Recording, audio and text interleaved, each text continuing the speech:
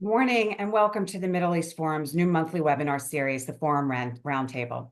My name is Lauri Regan, and I'll be moderating insightful and informative discussions with leading national security experts on relevant and current events surrounding the Middle East. Today, I am truly honored to host three men who I follow closely and highly recommend that you all do as well. They have frequent appearances on various news programs. They publish articles, their organizational websites and social media platforms. You can follow them on X in particular as well. I'm going to keep the introductions short for these very esteemed experts as we have a lot to cover. Cliff May is the founder and president of the Foundation for Defense of Democracies. He is one of the most important, the FDD is one of the most important and influential foreign policy think tanks in the world. Mike Doran is senior fellow and director of the Hudson Institute's Center for Peace and Security in the Middle East, and someone who has had a profound impact on the way that we analyze events and players across the Middle East.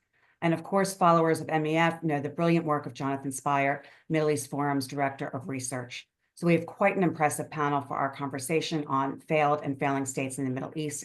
A lot to discuss. I'll just add that today's program will be recorded and available for viewing, so I urge you all to share it far and wide. It's going to be a very important discussion. I'm going to start with Iran, which, while technically is not a failed or failing state, is certainly an unstable one that could look very different in the coming years, maybe even months, depending upon how things play out. As President Trump attempts to negotiate a new nuclear deal with the Islamic Republic, many of us in the national security space are concerned about what that might look like, despite Trump in his first term pulling out of Obama's horrific JCPOA.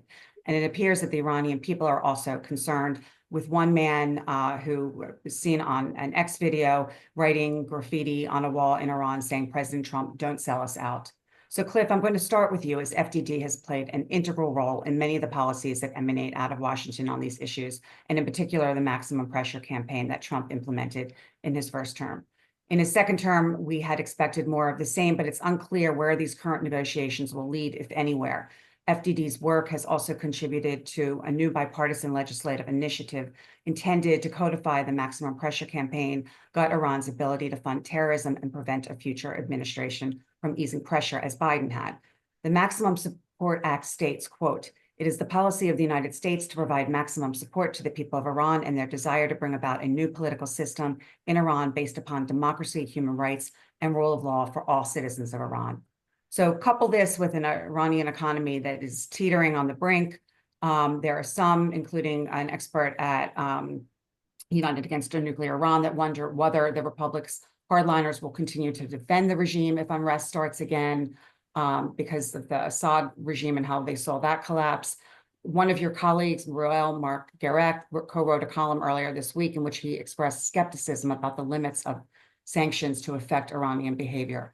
So where does all of this go, Cliff? Where do you see the negotiations going? And do you agree with Roel that maximum pressure has its limits? And I can ask you the other magic question, which is, if the mullahs do fall, what do you see replacing it? A lot to unpack there. I'm concerned about the direction of the negotiations. I'm concerned that the regime in Iran is very, very experienced at these kinds of things and how to manipulate Americans and others. They've been doing it for years and years and years, and they have two paths to do it. One is they can just drag out the negotiations for a very long time while they continue with their nuclear weapons development work, including weaponization, which is very hard for even the Israeli intelligence to perceive is going on. The other possibility is a sort of a JCPOA, Joint Comprehensive Plan of Action. That was the title of President Obama's deal. It wasn't comprehensive and it wasn't a plan of action. I think President Trump was right to call it among the worst deals ever made. But I think there is a danger that the U.S. side, the envoy Stephen Witkoff, could be enticed into doing a kind of JCPOA 2.0. I was glad to see an interim agreement, which was proposed by the Iranian side, was turned down. That would definitely be very bad. We saw that also happen before the JCPOA in 2013. 2 years before the JCPOA, there was an interim agreement. That was bad as well. There, as you know, Michael Anton, who's director of policy planning at the State Department, is being made lead I guess, sort of negotiator on the technical issues.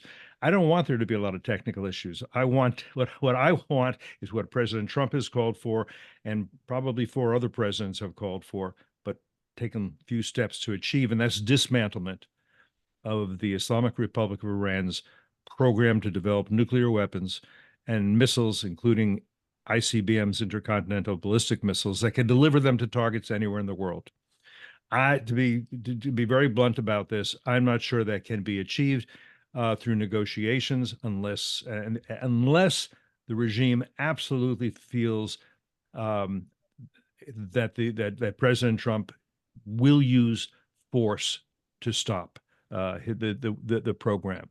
If as long as they think, nah, this is a bluff. I know there are B-2s stationed now in Diego Garcia in the Indian Ocean. I know there are, but we don't believe they're going to do any of that. So we can string them along and we can fool them. So I'm concerned about these new. Michael Anton's a very smart guy. He doesn't have the technical expertise here, but he can bring along people who do. This is a matter of 3.67%. Would that be okay? There's no reason that this regime needs to enrich uranium at all. Other countries, including many American allies that have peaceful nuclear development for energy use, that sort of thing, they do it by importing fuel rods from the United States or other places. They don't need to have their own.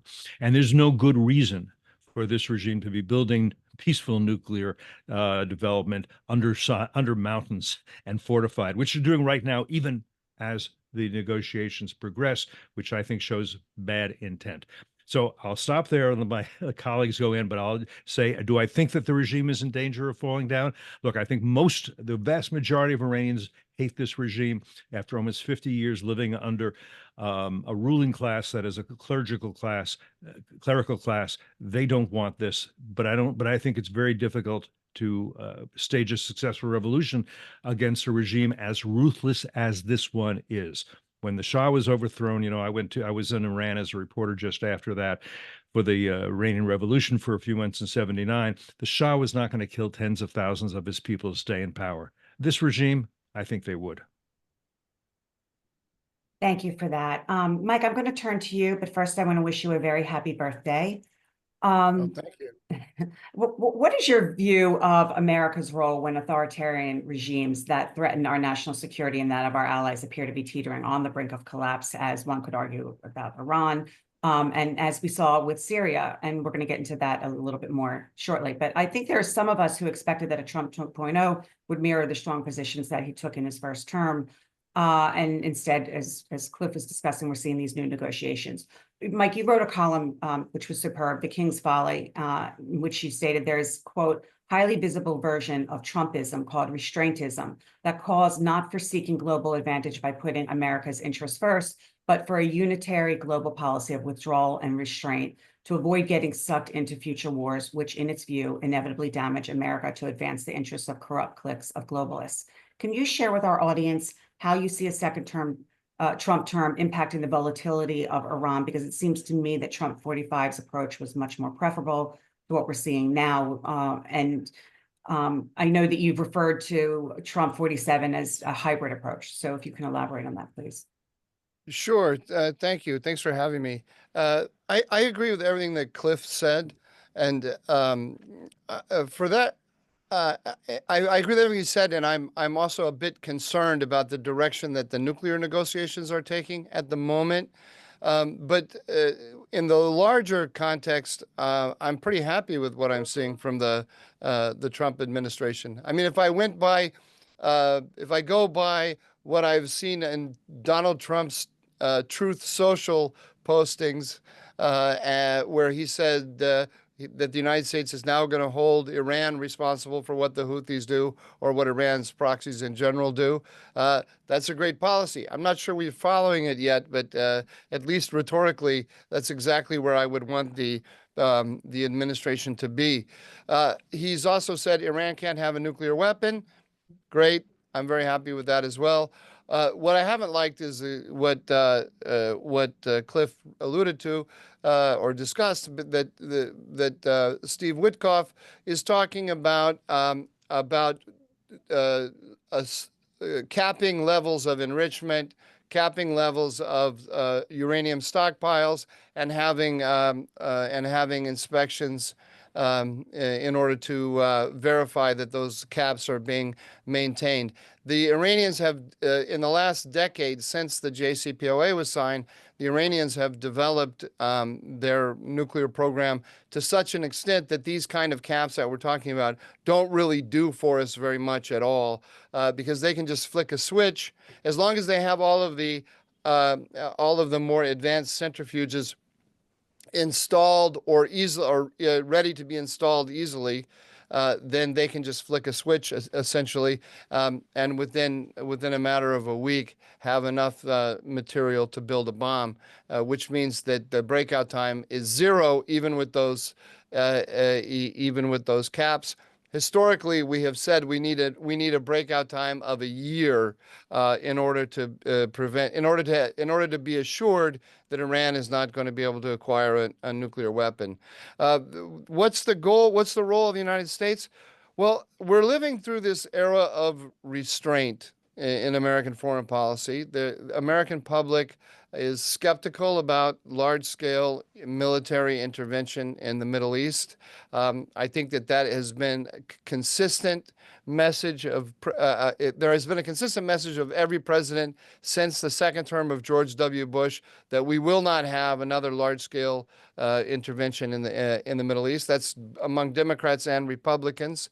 The problem is, from my perspective, that there is this persistent line of reasoning, which we find among the Republicans and the Democrats, which says that the way to assure that we won't have to have large-scale U.S. Military interventions is by learning how to cooperate with Iran. We should distance ourselves from Israel, distance ourselves from Saudi Arabia, get closer to Tehran, because really all of the aggression that we see coming from Tehran toward us and toward our allies is really just a defensive response to the threat that we pose to the regime. And so if we convince Tehran that we really have warm feelings toward it, we can stabilize the whole Middle East together with them. This theory has been tested time and time again. It has never, ever, ever succeeded. It was tested in the Obama administration, and it was tested in the Biden administration. Neither Obama nor Biden admitted openly that they were doing this, but if you followed what they did, it was really very obvious. So whenever anyone asks Antony Blinken, Biden's Secretary of State, when are you going to actually hold Iran accountable for any of the violations that any of its violations of the Nuclear Non-Proliferation Treaty or the JCPOA for that matter? He would always answer, we think diplomacy is the best way to do this, not through economic sanctions, not through military deterrence or anything else. That means they're trying to find a deal, find an accommodation with the Iranians. They never found it. And as a result, what happened is our ally Israel, which was directly exposed to Iran's attacks through its proxies, had to take matters into its own hands, and the United States didn't help it. The proper policy is, if the United States is not going to do things itself with its own military on the ground, it has to work through allies. And it has no better ally than Israel. Israel has a 4-star military, a 4-star intelligence apparatus, a high-tech defense industrial base, which the United States built up over the last 50 years, precisely in order so that the United States won't have to do things itself. It would be very silly for us to abandon this ally, to abandon this instrument that we created in pursuit of some kind of fantasy of an accommodation with Iran, which the Islamic Republic has never, ever, ever tried to hide its fundamental hostility to the United States. So we ought to just face facts and deal with reality the way it is and work together with the Israelis to get rid of this threat that we face. Of course, this common threat that we face, namely the Iranian nuclear program. I'll just conclude with one last observation, and that's that a year ago, or a year and a half ago, let's say, let's say prior to October 7th, we were very, very worried about taking any kind of military action against Iran because of the damage that Hezbollah would do to Israel, because of the damage that Iran would do to Israel with its ballistic missiles and so on. But the Israelis have taken the Iranians down a peg or two.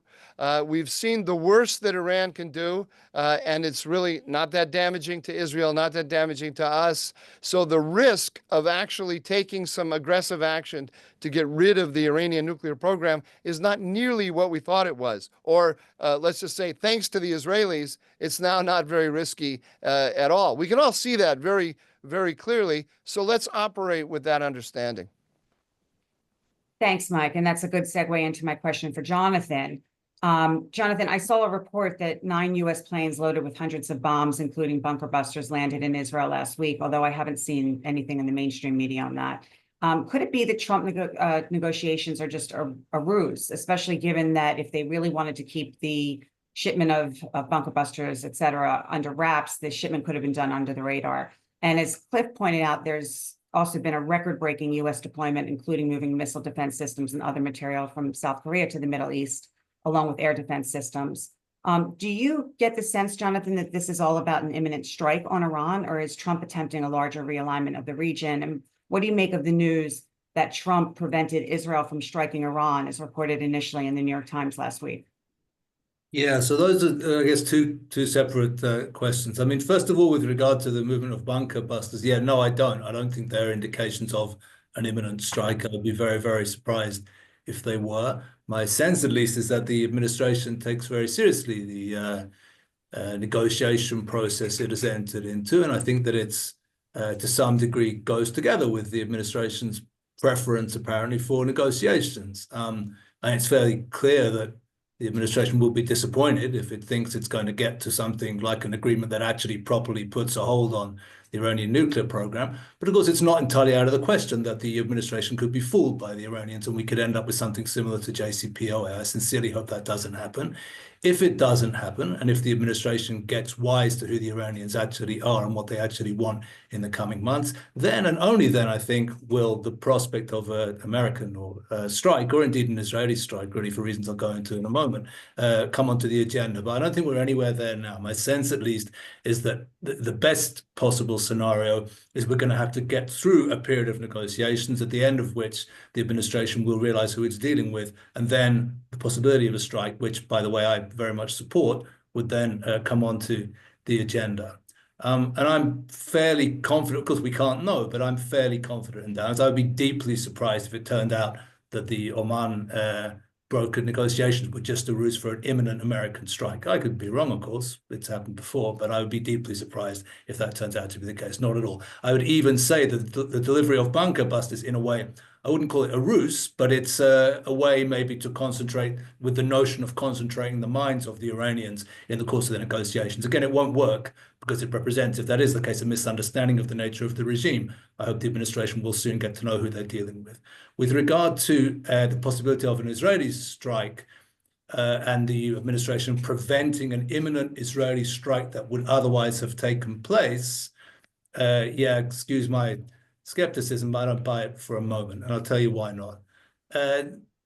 If somebody has been talking about the possibility of a strike on the Iranian nuclear program for about 20 years, but it hasn't happened, there's a whole long list of people who have supposedly restrained the person from carrying it out. The person in question here is our Prime Minister Benjamin Netanyahu. The list of people who have supposedly prevented Netanyahu from carrying out a strike on the Iranian nuclear program is quite strong. It's quite long, rather. It includes the former Mossad head Mel Dagan, who supposedly prevented it in his time. It includes the then the one-time chief of staff of our army, Gabi Ashkenazi. It even includes poor Yuval Steinitz in one version, Professor Yuval Steinitz, who is energy minister. Forgive me for skepticism. I think that if somebody who's been talking about a strike in Iran for 25 years and hasn't carried it out, that's probably because they don't actually want to carry out a strike on Iran.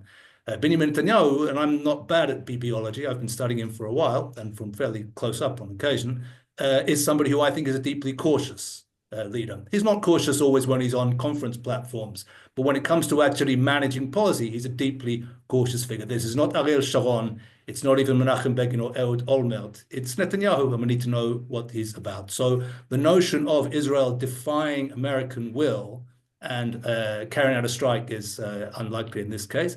If Netanyahu really wanted to carry out a strike, he wouldn't allow the Americans to tell him not to. Menachem Begin carried out the strike on Oz-Iraq in Iraq against the will and without seeking permission from the Reagan administration. Even Ehud Olmert, a less lauded figure and well-regarded figure than Begin, justifiably, I think, in our political history, carried out the attack on the Syrian plutonium plant against the will, without seeking permission from the then George W. Bush administration. So no, I don't think that's the case at all. I think if Israel hasn't carried out a strike on the Iranian nuclear program, it's because the prime minister doesn't want to at this stage. And that would seem to me to be the background to it. So no, not an imminent American strike. I don't think either an imminent Israeli strike. We're going to have to get through this period of illusion, which I think it is, this negotiations, before we get to the reality. And at that point, I hope very much we will take the necessary action from America, from Israel, hopefully together. Very interesting, Jonathan. Thank you. I'm going to turn back to Mike. Mike, since Obama entered office, we've seen the balance of power in the Middle East change significantly. The Pax Americana that helped to maintain stability and relative peace in the region was dismantled when Obama decided that the realignment in the region, and that's the term that you and Tony Bedron coined about Obama Middle East policy, should involve the empowerment of a new hegemon in the form of the Islamic Republic.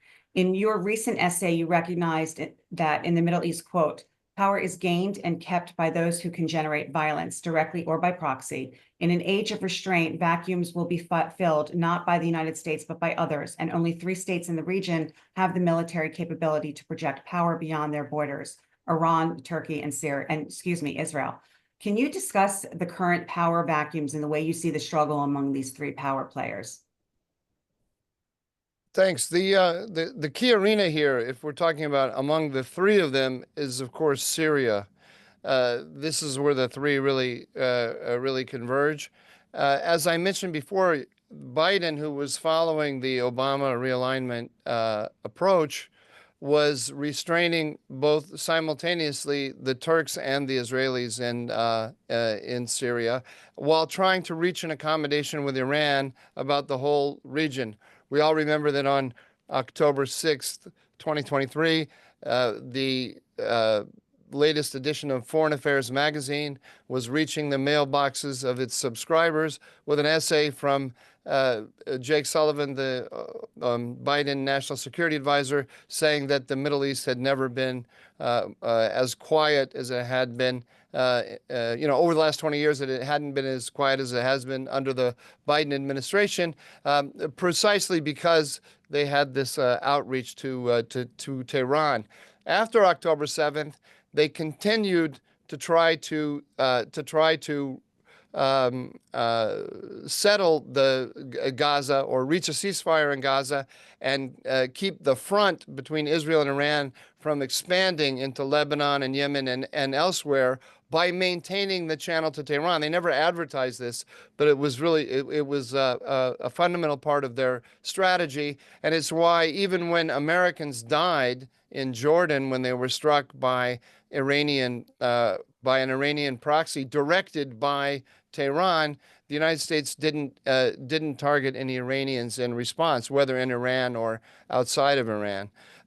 So this effort to restrain Israel from attacking Iran, which is another part of the policy that we saw really very clearly at every stage of the conflict, it didn't work. And in the end, the Turks and the Israelis, operating separately, not with each other, and certainly not under the direction of Washington, or even with the agreement of Washington, they ended up toppling Assad in Syria. So the Israelis benefited greatly from the Turkish-Iranian rivalry. There is now an Israeli-Turkish rivalry. The Israelis and the Turks are bumping up against each other in Syria. President Erdogan has made some very hostile statements about Israel, which has not done anything to endear him to the Israeli leadership. So this is an area where I think we really need American leadership. The job of the United States here is to separate our allies who don't get along with each other, much as the United States separated Israel and Saudi Arabia during the Cold War. In that kind of way, or the way the United States separates Greece and Turkey now. We have a long history of doing this, of keeping our allies who don't get along with each other apart from each other, finding accommodations between them. I think that Donald Trump can bring out restraint in both parties with respect to each other in a way that neither one of them can do when dealing with each other directly. So the two priorities that, by my mind, flow from this analysis is, number one, let's end the Iranian threat once and for all. We have something approaching stability in Syria now. We need to build on that. The Iranians would like to blow that up. This is what they're very good at. Every project that the United States comes up with in the region to spread prosperity and stability, whether it's the Abraham Accords or the efforts to settle the conflict in Yemen, they're ultimately get blown up by the Islamic Republic through its proxies, because it thrives on chaos, and ultimately it wants to drive the United States from the Middle East. So let's recognize that, work with the Israelis especially to end the threat, the nuclear threat from Iran, but also the threat of its proxies, and then separate the Turks from the Israelis in Syria and build Syria as a buffer, like much as Jordan is a buffer now between, say, Iraq and Israel. Thanks, Mike. Cliff, I'm going to, on the same topic, I'd like you to sort of follow up with Mike's description of the way he sees things playing out. The biggest threat, well, according to your colleague, and I'm going to quote Ruel once more, he called... There's far too much quoting of Ruel here. I'm so sorry. He's been very prolific of late. Which is very unlike him, by the way. But Ruel said that Turkey poses perhaps the greatest danger to the Jewish state in the Middle East, escalating the threat of a conflict he won't be able to avoid. So we know that Israel and Turkey, there were these talks in Azerbaijan, deconfliction negotiations. Cliff, what are your views on how Israel views its national security with the Turks having such a strong presence now in Syria? Well, a couple of things. I think the Israelis still believe that the focus needs to be on Iran. I was in Israel not that long ago. The Israelis are fighting on 7 fronts. They're doing well on all 7 fronts. So one general said to me, yeah, but if we don't solve the problem of the Islamic Republic of Iran building nuclear weapons, all of this is for nothing. It will not matter. I do think there's if you're looking down the road, Turkey looks like a problem, because while it is absolutely beneficial and progress that Iran no longer has Syria as a colony, Turkey now has Syria as a colony, and we don't know what Turkey is going to do with that colony. The other thing the Israelis are doing, and I think they're correct in doing it, they're saying, look, we have to have a somewhat different security posture than we had in the past. We're not going to let our enemies build up their military resources right close up on our border. We're going to need buffer zones in Gaza, buffer zones in Syria and other places. They're not annexing. I think over time they may be able to move back out of Syria, but I think for a while they're not going to do that. They did a very good job of destroying, probably, Jonathan can correct me if I'm wrong, 80 or 90% of the military resources that Assad had, so it wouldn't be inherited by the new government, and I think that's very helpful. I think they're trying to protect the Druze in particular in southern Syria, not least because there's a significant Druze population in Israel, very loyal, and they have cousins over there, and they're worried about it. Syria's look. I think I'm more concerned with Turkey and Erdogan perhaps than Mike is. So I take his point that it's useful for the U.S. to try to say, okay, Turkey is a NATO ally. Israel is an important ally, our most important ally in the Middle East. Let's see if we can make sure that they're not at loggerheads, or at least not at daggers drawn. I think that's absolutely right. But I think that it's important that the Israelis, and I think they realize this, understand that you got to prepare long term, but you also have to, but not to be distracted from what's immediate and imminent, and that's very difficult. And I'll just make this other point: because while these negotiate, I would like to see the U.S. take care of Iran, of the Islamic Republic of Iran's nuclear weapons facilities, and destroy them, and do it on its own, because this is a nation that has, for 50 years, been chanting death to America. It is in an axis with Moscow, Beijing, and North Korea. They have military, diplomatic, and economic ties. For a fourth member of this axis to have nuclear weapons and the ability to deliver them anywhere in the world, that is not in the American national security interest. This axis has one thing in common, and that is to diminish the United States and have a new world order in which they dominate, and America is never great again, never preeminent again, is diminished and in decline. And I think that's but if the Americans don't want to, if President Trump doesn't want to do what probably needs to be, what I think needs to be done, then work with the Israelis more or less to get that done. And if the Islamic Republic no longer has the ability to produce nuclear weapons and deliver them, then it becomes a seventh-rate power.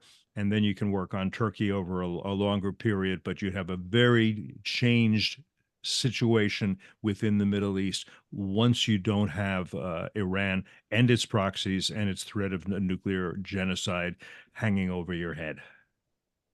Well, thanks, Cliff. Jonathan, I'm going to have you stay on the same subject, because you wrote a column entitled "Collision Course: Are Israel and Turkey Headed for Confrontation?" And you recognized Erdogan's desire to form a new caliphate over a broad swath of territory stretching from the Gulf of Iraq and the Levant across the Mediterranean into Libya. And we've touched on Turkey establishing military bases or taking control of military bases in Syria, but they also have them across the Middle East and in North Africa. Mm-hmm. They've strongly supported Hamas for years, including through today, when Turkish and Hamas leaders have been meeting over Gaza. It is in effect replacing Iran's regional influence, and seemingly did so under the radar, I think. Post 10/7, Iranian proxies in Iran itself, as we've been discussing, have been devastated in some ways, and that has enabled this Turkish-backed militias to succeed in places like Syria. So my question is, does the U.S. have any leverage over Erdogan, and do you believe that Trump will lift sanctions on Turkey, including on purchasing Russian air defenses, bringing Turkey back to the F-35 program, and allowing Erdogan to establish these bases across Syria? With regard to the U.S. position, I mean, it does seem to me that the position of the administration seems quite friendly and towards President Erdogan at the moment. With regard to Turkey's stances, yeah, I mean, Turkey is a strong and vital supporter of Hamas, of course, and a vociferous one, but not only on the rhetorical level. The rhetorical level is interesting. I mean, I followed President Erdogan's speech in Eid al-Fitr of March 30th, where he called openly for the destruction of Israel and for Allah to carry Zionist Israel away, not for the first time. So, you know, this is a deeply anti-Semitic president and an Islamist president, obviously committed to Israel's destruction. There is an active Hamas office in Istanbul, active, by the way, not only on political and media level, but an active military office from which the late Salah al-Aruri, as we know, planned the terror attack, the murder of 3 Israeli teenagers that launched the last round between Israel and Hamas back in 2014. I think that Erdogan's stance, and this I think is maybe of interest from the US point of view, derives not only from a desire to destroy Israel, that's a detail. I think that he is intent absolutely on reshaping the Middle East, emerge through aggressive policies stretching all the way from Libya across the Mediterranean, through Gaza and the West Bank and up to Lebanon and Syria and maybe into Iraq also, in which his intention is to challenge all those he perceives as his enemies, back Islamist and jihadi movements and leverage them into a sort of power play across the region. We know, for example, of the quite astonishing, really, declaration of an exclusive economic zone, basically all the way across the Mediterranean, so that Turkey will decide what goes in and out between Israel and Europe. So this kind of stuff is obviously entirely unacceptable. And if Erdogan is continuing to push in that direction, then sure, at a certain point, he's going to collide with a pretty powerful force, which is Israel. And certainly Israel has no intention of allowing him to do that. So we're seeing in Syria the way in which the collision course is developing, I think, quite interestingly. Erdogan has obviously backed the Sunni jihadi force, which took Damascus back in December. That force, which, by the way, just presided over the slaughter of around 3,000 Alawis in the western coastal area about a month ago. So it's not nearly as pacified as maybe the PR coming out in the West suggests that it is. And Israel's in the other direction. Israel doesn't want to and will not accept the buildup of a Sunni jihadi Turkish proxy on its border. So what Israel is doing is acting very strongly militarily, but also diplomatically to make sure that Syria will remain, if the only alternative is a Sunni jihadi Syria backed by Hamas supporting Erdogan, fragmented and weak. And Cliff mentioned, obviously, the military push into the demilitarized zone and to take the Helmond. That's one part of it. Relations with the Druze is another. Connections to the Kurds is another. Connections to the Russians and allowing the Russians, obviously, to maintain their presence in the West is another. So yes, my sense, at least, is there is a directly contradictory strategy being pursued by Israel in its resistance to Erdogan's attempt to build up a kind of Islamist region working for him. And so, yeah, I think there's more confrontation down the road. I don't think, by the way, that this will necessarily lead to armed confrontation between the two anytime soon. But I do think that, similarly to Israel's relations with Iran, there are two very separate wills here, and they are kind of clashing with one another. And I would say similar to Iran, not by chance, because, of course, in my view at least, there are two significant Islamist moments in our region. One is the 1979 Islamic Revolution in Iran, and the other is the election of AKP to power in Turkey in 2002. Erdogan now appears to be dismantling representative government in Turkey itself. So there's, I think, possible to call an Islamist regime being born inside Turkey. And yeah, those ideas and the regimes that support them will clash, of course, with Zionist Israel by their very nature, because both regimes are committed to Israel's destruction. And Israel certainly intends to resist any attempts to realize that ambition. That's a great segue for my next question to Mike. Because I love talking to Mike about or hearing what Mike has to say about Turkey domestically. And we have seen, I'd like your insight, Mike, onto where they're heading domestically in the short term and the long term. About a month ago, Erdogan arrested and imprisoned an opposition leader, which ultimately led to millions of people protesting in the streets of Ankara. And I've heard some analysts talk about this being the beginning of the end of Erdogan's reign. But Turkey isn't Iran, and the streets seem a lot less unstable than the Iranian street. So how stable is the Erdogan government? And before you answer, since we're talking about quotes, and these are not from Ruel, this is from FDD's Mark Dubowitz. He posted on X, quote, Erdogan is the Muslim Brotherhood, its military wing in a suit, and entrusting American security to a radical Islamist isn't just a betrayal, it's idiotic. And then he quoted Bernard Lewis, who warned Iran will become like Turkey and Turkey will become like Iran. Mark added, he was right, Iran's people want freedom, Turkey's Muslim Brotherhood leader wants the caliphate. What are your thoughts, Mike? Well, I disagree with him on everything, including Bernard Lewis. I was Bernard Lewis's research assistant. And Bernard was a great he was a great believer in the U.S.-Turkish relationship. So, and I inherited that from him. And there are, look, the views of Recep Tayyip Erdogan about Israel and about Islamism are a challenge for the United States. Absolutely, there's no doubt about that.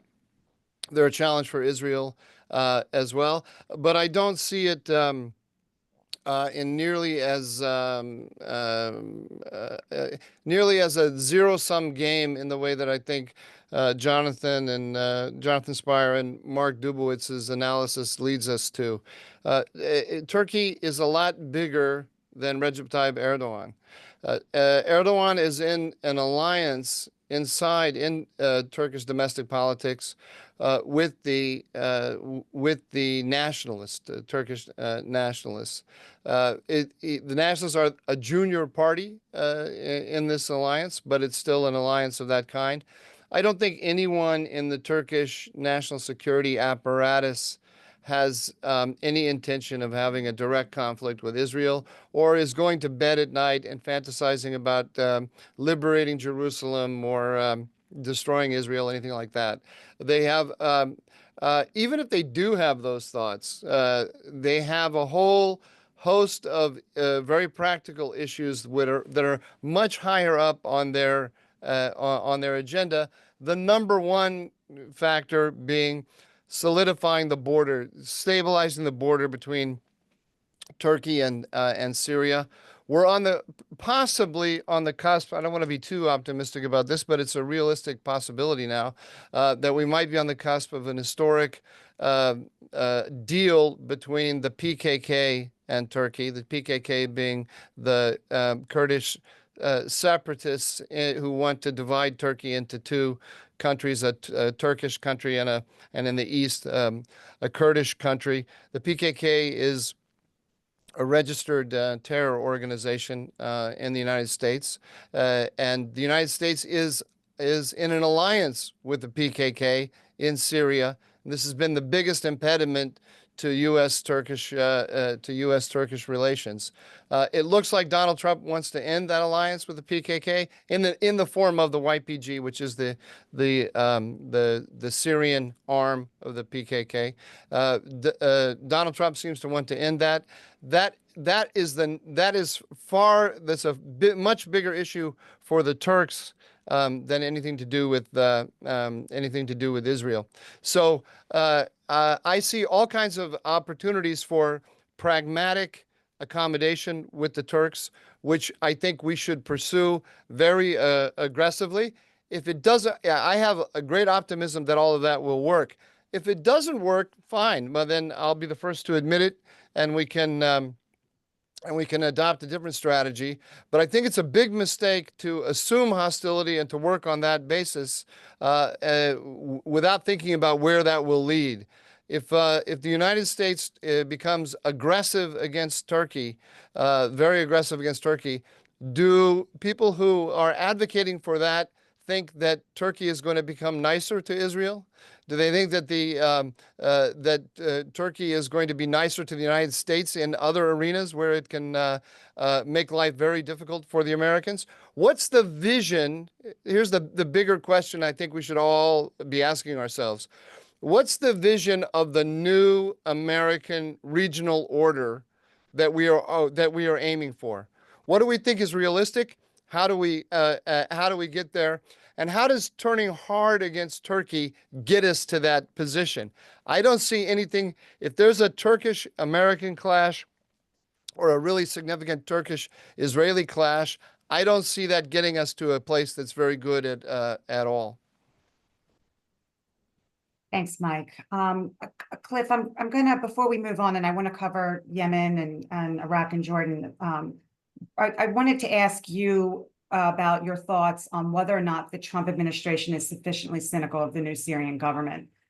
There's serious discussions within the administration about pulling troops, and I think they've actually made the decision to pull troops out of Syria, which will likely be destabilizing. Israel's Alma Institute just issued a report indicating that Iran and Hezbollah seek to reestablish a presence on Syrian territory, specifically rebuilding the land corridor from the Iraqi border in eastern Syria to the Lebanese border in the west. And ISIS appears also to be increasing its vigor in Syria, threatening more instability in the country.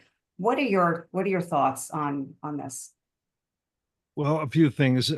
Look, there's a faction certainly within this Trump administration that call them isolationists, neo-isolationists, restrainers, who either don't understand or why we have troops in Syria or what the purpose is, or maybe have some understanding but don't like the idea. I think that the president should be taking credit for the economical use of force we have there. He's drawing down, but he's not eliminating.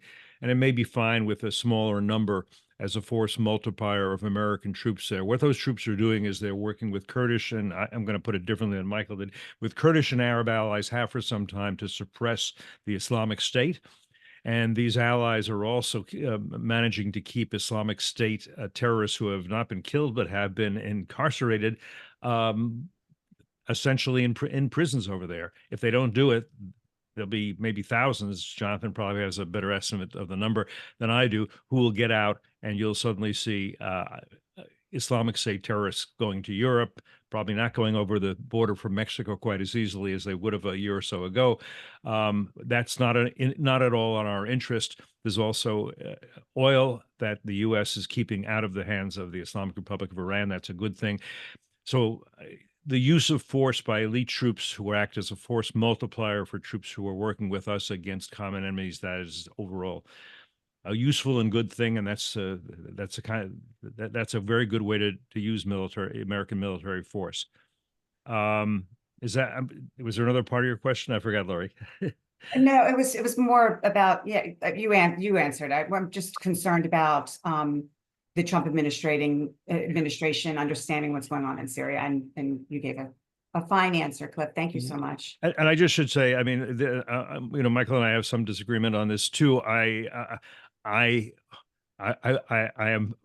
worried for the Kurds of northeast Syria if there's not a U.S. presence. You remember Jim Mattis resigned in the last administration at a time when President Trump almost pulled all U.S. troops out of Syria. And he said, I can't, basically he said, I cannot be in office and betray men who are working hand in glove with Americans. I just can't be part of that. He was afraid that they'd be killed. But listen, to get back to what Michael's saying, to give the credit there, the U.S. should be talking to Turkey and saying, we do not want to see Kurds dying in large numbers because you're bombing them or trying to wipe them out, especially if that happens after we have left some behind at your urging. That would be very damaging for American relations with Turkey. We won't get, unless you want to, we won't get into a whole conversation about the Kurds in Turkey, the Kurds in Iraq, the Kurds in other lands. This is an ancient nation that doesn't have its own state. Nobody's pitching tents on college campuses so that they do have it. And for the most part, most of the Kurds that I've been familiar with, they'd love to have their own nation state. There's no question.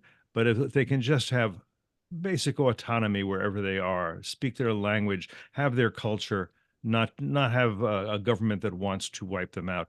I'll just mention one other thing that I think is worth understanding in terms of the Middle East and beyond the Middle East. What you have with the Islamic Republic of Iran, I think to an extent with Turkey, both countries were great empires in the past. And their grievances that they're not great empires in the present, and they want to be in the future. And I think the same is true of Putin in Russia. His goal is to restore the Russian Empire. China is an empire. Xinjiang, that word where the Uyghurs live, that means new frontier. Just look at a map. You'll see it's a bulge out to the west of China. It's not part of China. It's a part of the Chinese empire. Right south of it is Tibet, another colony of China. It's not Chinese. It's Tibetan. It's its own culture. It's its own religion, its own language. And Xi Jinping wants to be the hegemon of Asia and well beyond. And Putin wants to restore the Russian Empire. That absolutely means he must swallow Ukraine and destroy it as an independent nation state and as a culture. The Islamic Republic of Iran wants to be the hegemon of the Middle East and doesn't want to subjugate the people of Israel. It wants to exterminate the people of Israel. And we need to emphasize what that's about. It's much worse than what anyone else is doing. Erdogan sees himself, I think, as a neo-Sultan, a neo-Ottoman, absolutely. I think to get Syria as a vassal state or a colony or a client, whatever you want to call it, is useful for him. I hope Mike is right, and I kind of think he is, that Erdogan is not going to be too adventuristic and say, oh, in order to achieve my ambitions, why don't I just go to war with Israel? Because Israel is a major military power. It's shown what it can do. I don't think I think Erdogan is too smart for that. But that doesn't mean there isn't friction now and won't be friction in the future, because Erdogan is Muslim Brotherhood and because he is a neo-Ottoman. Thanks, Cliff. I wish we had more time to discuss all of this, but I do want to kind of, I want to turn to Jonathan on Yemen, and then we'll do a lightning round towards the end. Jonathan, on Yemen, and what we might see in that country as the U.S. continues to mount strikes against significant targets in order to prevent the Houthis' continued terrorism in the Red Sea, threatening Western interests. How stable is the current government, and whatever that government might be? And do you believe that the Houthis can be decimated in a similar fashion to Hezbollah, for instance? You wrote in a recent column discussing Russia's role in helping the Houthis acquire defensive and other military equipment. That, quote, Moscow is developing an ever closer strategic relationship with Iran, seeing itself as at war with the West in Ukraine, and engaged in a broad strategic effort to erode and weaken the U.S. and its allies. It evidently identified the successful effort by the Houthis to disrupt shipping on the Red Sea as a node of counter pressure that it was happy to get behind. So will Russia continue to help prop up the Houthis now that the U.S. has become much more aggressive militarily? And what do you see happening within Yemen? Well, first of all, I think there's no reason to assume that the Russian relationship with the Houthis will end as a result of the United States' very welcome commencement of a bombing campaign against the Houthis on Sarala since March 15th, if I'm not mistaken. You know, there's been some very, very serious action taken by the United States, and it's really notable, actually, you know, that contrary to the kind of characterization of this administration elsewhere in the world, that it prefers to avoid confrontation, that it's looking, first of all, to solve conflicts and all. You know, in Yemen, and I think this is maybe encouraging for elsewhere in the Middle East, after all, the administration is on record and has been very much aware that the Houthis are merely a proxy, ultimately, of Islamic Republic of Iran. The administration has been taking very determined action, and it's welcome. Having said that, and I guess this is a bit of a caveat to that, similarly to Hamas in Gaza, and maybe for similar reasons, I don't believe that the Houthis can be induced to reverse, or I think it's unlikely that the Houthis will be induced to reverse their ongoing policy of attacks on shipping in the Gulf of Aden Red Sea route through air action alone. And the reason for that is because the Houthis are not interested remotely in the welfare of their own people, of course, and they're also, I think, not especially concerned about the welfare of their own fighters, because they have plenty more impoverished Yemeni Shia to call upon, which means that I think that if the United States wants not to get drawn into a kind of long tit-for-tat set of exchanges between the Houthis, they have to up the stakes. And there's been a number of reports in recent days in both regional media and I think in the Wall Street Journal and Reuters, I think also, regarding the possibility of a ground action by the Yemeni government, or by the Yemeni government and the Southern Transitional Council, which is the other anti-Houthi military force on the ground there in Yemen. If that were to take place, it would, I think, need to be with at least some element of Western backing from the air. I suspect that if we want to add the Houthis, and I think we do, to the lengthening list of Iranian clients who have chosen to unilaterally exclude themselves from the ongoing regional war currently underway against Israel and its allies, it will need something like that. When I talk about the lengthening list, the list currently includes Lebanese Hezbollah, which chose to unilaterally remove itself, having received a drubbing from Israel at the end of last year. It includes the Iraqi Shia militias, who also have chosen to unilaterally exclude themselves. Hamas has not, of course, chosen to exclude itself yet, but it's certainly taken a beating and has been massively reduced in capacity and can no longer launch missiles, for example, at Israel's urban centers as it was doing up until a few months ago. The Houthis are the exception. The Houthis are still very much in the game. We need to take them out of the game. To do that, I suspect that the United States and its allies may need to escalate from the current level of use of force, welcome as that has certainly been.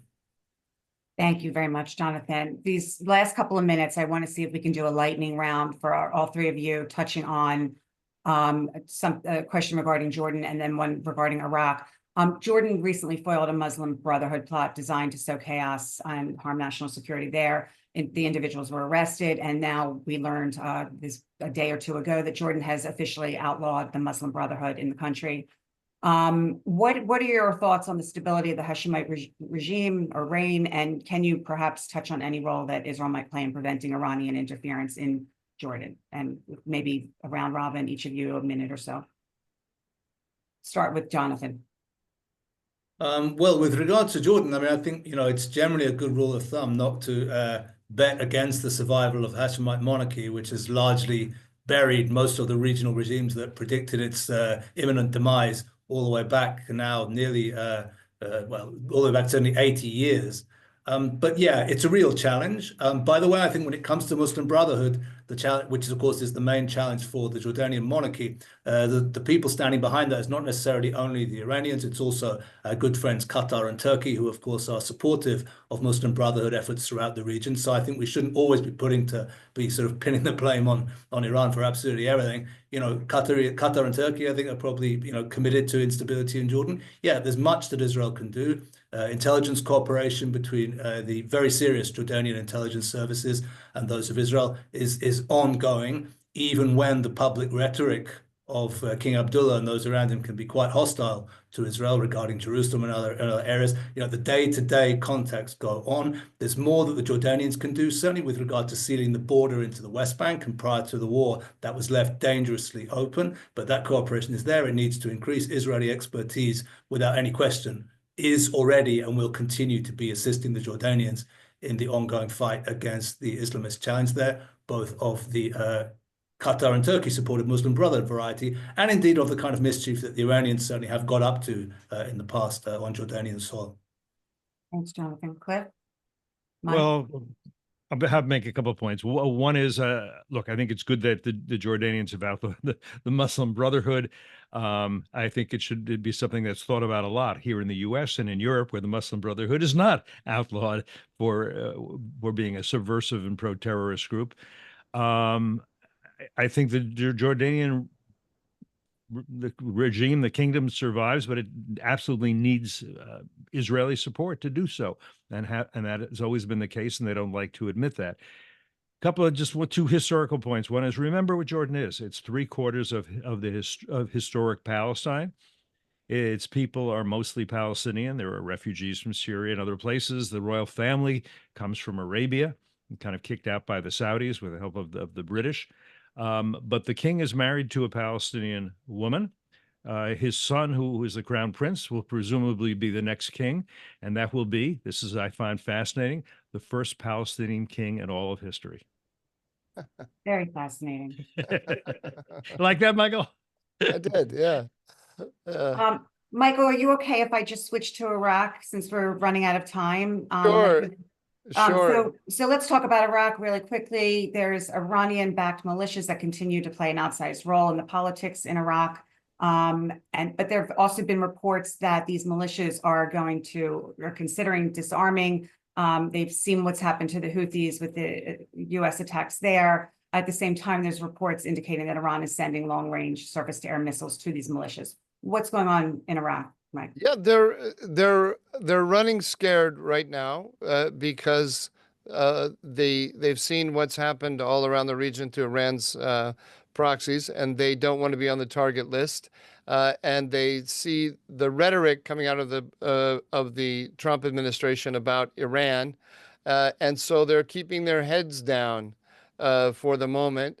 And Soudani, the leader there, is making a lot of the right noises about bringing the Iranian-backed militias up under the Ministry of Defense.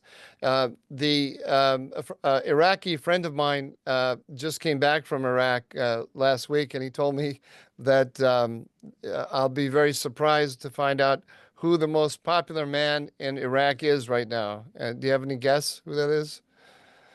I leave it to the experts. It's Benjamin Netanyahu. Ah. all of the opponents of the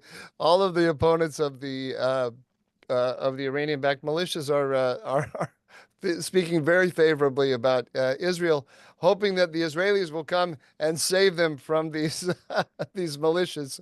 That's right.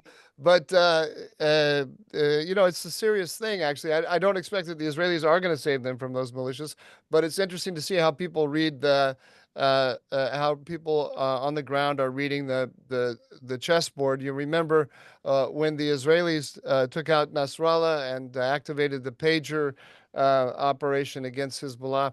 The people of Idlib in northwest Syria these are the Sunnis who are opposed to the Assad regime and see Iran as an enemy, were also chanting in favor of Netanyahu. So it's a kind of a theme around the region. There's a real opportunity here to if not drive Iran completely from Iraq, to weaken its the state within a state that it has created there. If not to destroy the state within a state. I'm not sure if we can go that far, but we can certainly weaken it significantly. But this all goes back to what we started talking about, the Iran nuclear talks. The way those are proceeding is giving the friends of Iran around the region a little bit of a reason for optimism. When they see the Iranians say, we will not sit down for direct negotiations with the Americans, it's beneath our dignity to sit with those people, and we go along. We Americans go along with it, and allow them in their weakened state to dictate the terms of the negotiation. We don't do ourselves any favors in places like Iraq. Exactly right. Yeah. So I can't thank you all enough. I wish we had another hour. We could get into much more detail on these topics as well as so many others. But I had the two of them. They were just about to give in to me on Turkey. They were just about there. Well, I knew we could spend a lot of. We do a Mike is proof on Turkey that hope springs eternal. With him, he'll never ever despair. Hope springs eternal. Always, Beautiful. always. That's great. I thank you all. I thank everybody in the audience. Please follow the important work of all three of these brilliant experts on the Mideast and beyond. And I wish everybody a good afternoon. Again, I can't thank you all enough for joining us, and look forward to following all of your work on X and elsewhere. Thanks a million. Have a good afternoon.